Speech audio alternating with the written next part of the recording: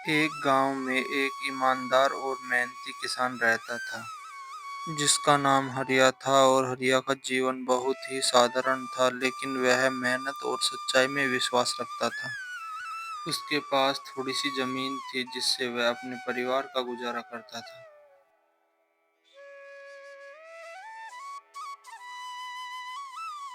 हर दिन सूरज उगते ही वह खेतों में काम करने लग जाता और देर शाम तक पसीना बहाता।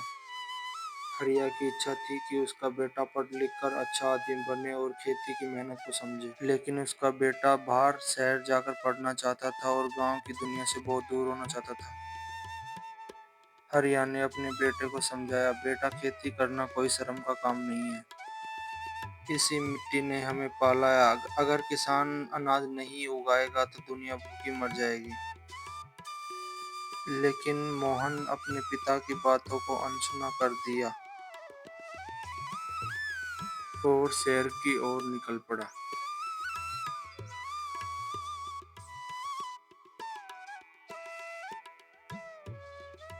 वहां जाकर उसे कई मुश्किलों का सामना करना पड़ा और नौकरी मिलना भी मुश्किल था।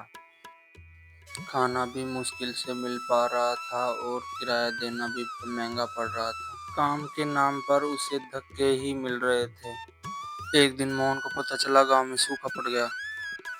वह तुरंत गांव लौटा और गांव आकर देखता है उसका पिताजी बूढ़ा हो चुका था, लेकिन फिर भी खेतों में अकेले मेहनत कर रहे हैं।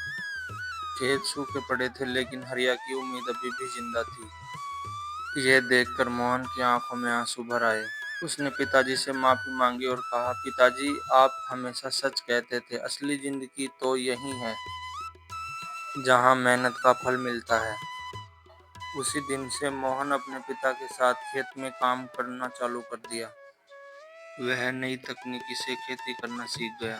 फिर कुछ सालों में उनके खेत फिर से हरे भरे हो गए, जिससे उनकी आमदनी बढ़ गई और उनका गुजारा आसानी से होने लगा।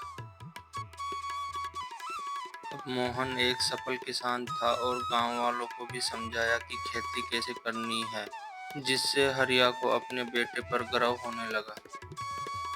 उसने बताया कि खेती करना किसान का धर्म है। दोस्तों, कहानी अच्छी लगे तो लाइक करो और चैनल को सब्सक्राइब कर दो।